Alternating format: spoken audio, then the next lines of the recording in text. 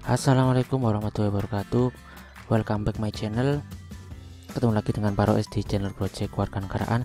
Di video kali ini saya akan membahas mengenai hubungan internasional dan organisasi internasional.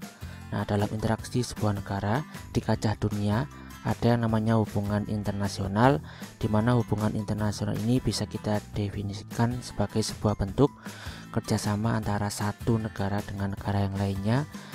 Ia adalah bentuk kerjasama yang saling menguntungkan di berbagai bidangnya. Nah, di dalam pembahasan kali ini, kompetensi dasar yang ingin dicapai adalah mendeskripsikan pengertian pentingnya sarana-sarana hubungan internasional bagi suatu negara, kemudian menjelaskan tahap-tahap perjanjian internasional, menganalisis fungsi perwakilan diplomatik, mengkaji peran organisasi internasional baik itu ASEAN, KAA, PBB, ya ada KTT dan yang lain-lain dalam meningkatkan hubungan internasional, menghargai kerjasama dan perjanjian internasional yang bermanfaat bagi bangsa Indonesia.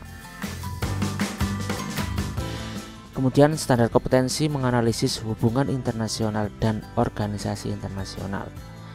Kompetensi dasar yang ingin dicapai adalah mendeskripsikan pengertian pentingnya sarana hubungan internasional bagi suatu negara, menjelaskan tahap-tahap perjanjian internasional. Ini adalah indikator atau hasil yang ingin diharapkan. Yang pertama adalah mendeskripsikan pengertian dan pentingnya hubungan internasional, mengidentifikasi sarana-sarana hubungan internasional, menguraikan pengertian perjanjian internasional, mengklasifikasikan penggolongan istilah-istilah, tahap-tahap dan hal-hal yang penting dalam pembuatan perjanjian internasional, serta menjelaskan berlaku dan berakhirnya perjanjian internasional serta jenis-jenis perjanjian internasional. Nah, tentunya kalian di SMP juga pernah atau sudah mempelajari tentang contoh dari hubungan bilateral satu negara. Ya, jadi kalau bilateral itu hubungan antara satu negara dengan satu negara yang lain, jadi hubungan antara dua negara istilahnya. Kalau multilateral adalah hubungan internasional dari banyak negara. Nah, hubungan bilateral memiliki definisi sebagai berikut. Hubungan bilateral adalah hubungan antar dua negara di berbagai bidang, baik itu politik, ekonomi, maupun sosial budaya. Nah, biasanya hubungan ini berlangsung setelah kedua negara melakukan pertemuan intern atau bertemu di berbagai forum dunia. Indonesia memiliki cukup banyak contoh hubungan internasional. Beberapa diantaranya adalah sebagai berikut. Yang pertama adalah hubungan bilateral antara Indonesia dengan Arab Saudi di bidang agama. Kerjasama saling menguntungkan yang terjadi antara dua negara ini adalah di bidang keagamaan dan ekonomi. Untuk urusan agama, Indonesia bekerjasama dengan Arab Saudi dalam urusan haji bagi warga negara Indonesia, karena mayoritas masyarakat Indonesia beragama Islam dan setiap tahunnya itu pasti menunaikan ibadah haji ke Mekah, yaitu di Arab Saudi. Nah, itu adalah salah satu contoh dari hubungan bilateral antara Indonesia dengan Arab Saudi. Kemudian contoh dari hubungan multilateral adalah yang seperti tadi sempat saya sebutkan, kayak misalkan ada IMF, ada PBB, ada ASEAN, ada WTO, ya, kemudian ada KTT dan yang lain sebagainya. Nah, berikut adalah peta konsep dari hubungan internasional.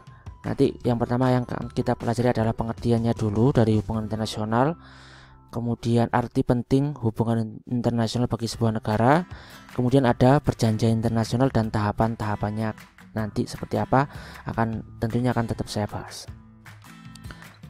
Oke, kita berawal dari pengertian dari hubungan internasional dulu. Hubungan internasional adalah hubungan antar bangsa dalam segala aspek yang dilakukan oleh suatu negara untuk mencapai kepentingan nasional negara tersebut. Nah, ini adalah komponen-komponen yang harus ada di dalam hubungan internasional, yaitu politik internasional, studi tentang peristiwa internasional, hukum internasional, organisasi administrasi internasional. Nah, yang selanjutnya adalah beberapa pengertian hubungan internasional menurut para ahli. Yang pertama adalah menurut Charles A. McClellan, hubungan internasional adalah studi tentang keadaan keadaan relevan yang mengelilingi interaksi. Menurut Warsito Sunarto, hubungan internasional merupakan studi tentang interaksi antara jenis kesatuan-kesatuan sosial tertentu, baik itu negara, bangsa maupun organisasi internasional sepanjang hubungan bersifat internasional, termasuk studi tentang keadaan relevan yang mengelilingi interaksi. Menurut Tex Nathanson, hubungan internasional merupakan bagian dari ilmu ekonomi, dan karena itu komponen-komponen hubungan internasional meliputi politik internasional, organisasi dan administrasi internasional, dan hukum internasional. Nah, selanjutnya adalah arti penting hubungan internasional bagi sebuah negara. Coba kita lihat di sini, hubungan antar negara merupakan salah satu hubungan kerjasama yang mutlak diperlukan karena tidak ada satu negara pun di dunia yang tidak bergantung kepada negara yang lainnya. Coba kita ingat-ingat lagi, unsur deklaratif berdirinya suatu negara adalah adanya pengakuan dari negara yang lain. Ya, itu menandakan bahwasanya ketika sebuah negara sudah merdeka, pengakuan dari negara yang lain itu sangat diperlukan. Seperti waktu Indonesia baru merdeka, itu negara pertama yang mengakui kemerdekaan negara kita adalah negara Mesir. Nah, setelah negara itu merdeka, maka negara itu harus dikenal di kancah internasional. Ketika dia sudah dikenal di kancah internasional, maka dia bisa mengembangkan potensi sumber daya manusianya maupun sumber daya alamnya untuk bisa bekerja sama dengan negara yang lainnya. Nah, faktor internal dari arti penting dari hubungan internasional adalah kekhawatiran terancam kelangsungan hidupnya. Ya, ini tentunya sangat relevan sekali kalau misalkan sebuah negara itu tidak memiliki sumber daya alam yang bagus, ya, atau sebuah negara itu tidak memiliki sumber daya alam yang bisa mereka eksplor, kayak misalkan di negara Singapura misalkan, ya. Kalau misalkan negara itu tidak bekerja sama dengan negara yang lainnya, ada kekhawatiran kelangsungan hidup dari warga negaranya itu akan terancam, gitu ya. Kemudian faktor eksternalnya atau yang dari luar, yang pertama adalah suatu negara tentunya tidak dapat berdiri dengan sendirinya. Yang kedua, untuk membangun komunitas lintas bangsa dan lintas negara, kayak misalkan membuat sebuah organisasi internasional seperti WHO, ya, seperti PBB yang menangani masalah-masalah dunia.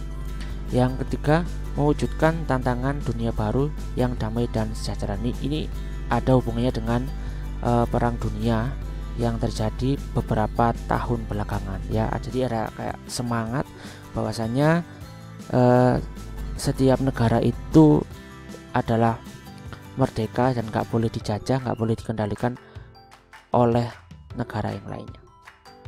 Baik,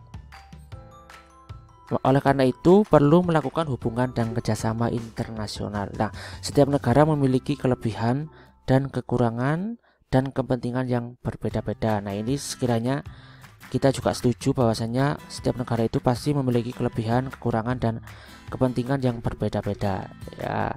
Oleh karena itu pasti setiap negara membutuhkan bantuan, ya, istilahnya bukan bantuan sih, ya, membutuhkan kerjasama dengan negara yang lainnya yang saling menguntungkan, ya. Kayak misalkan kerjasama antara Indonesia dengan Cina misalkan, ya, terkait dengan investasi di bidang ekonomi, karena kita tahu Cina adalah negara yang maju, yang ekonominya bagus, sehingga tentunya kita istilahnya perlu berguru kepada negara Cina. Nah, dengan cara apa? Dengan cara negara Cina berinvestasi di Indonesia.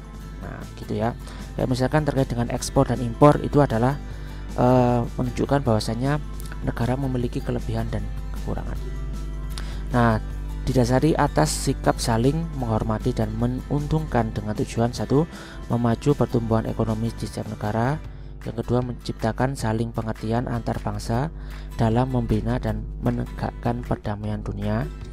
Yang ketiga, menciptakan keadilan dan kesejahteraan sosial bagi seluruh rakyatnya.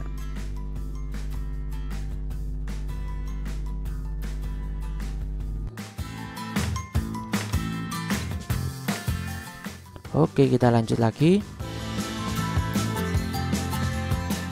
Ini adalah asas-asas dari hubungan internasional.